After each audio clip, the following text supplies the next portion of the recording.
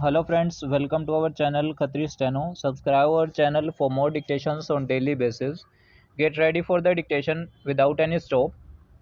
Learned counsel for the opposite party number 2 has further submitted that admittedly the revisionist has not produced the high school certificate as required by Rule 12.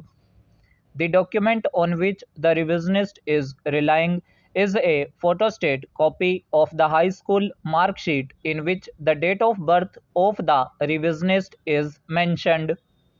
However, it is not disputed that the original mark sheet was also filed by the revisionist at the appellate stage. The submission on behalf of the opposite party number 2 is that the high school mark sheet cannot be equated with matriculation certificate when Rule 12 requires that there should be matriculation certificate, then any other document cannot be substituted in its place. The mark sheet is a document which states the marks obtained by a candidate in different subjects. It is not a certificate certifying any fact.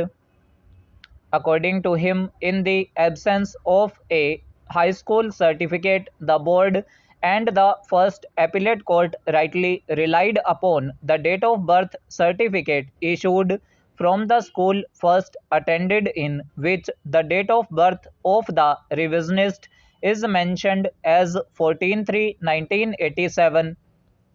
The occurrence is of the date 2/5/2005, and as such the revisionist was above 18 years of age at the time of occurrence, and both the courts below have therefore rightly declined him to declare as a juvenile.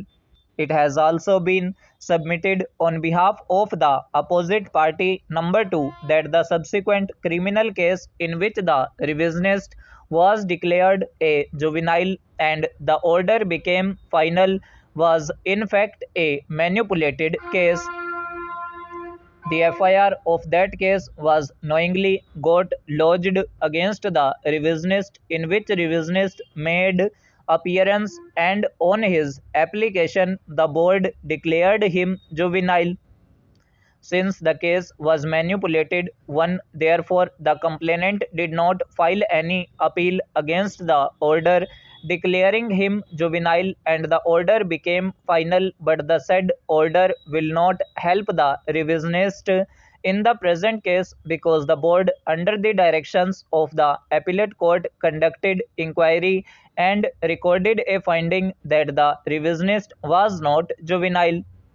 Learned counsel for the opposite party number 2 submits that this matter relates to a case in which a minor girl, while returning home with her younger brother, was forcibly picked up by the revisionist and other co-accused persons and was subjected to brutal gang rape by 6 persons. The accused persons not only subjected her to cruelty and brutality, but also her body was burnt with cigarette and lighter. After the forced assault, the girl was thrown on the road.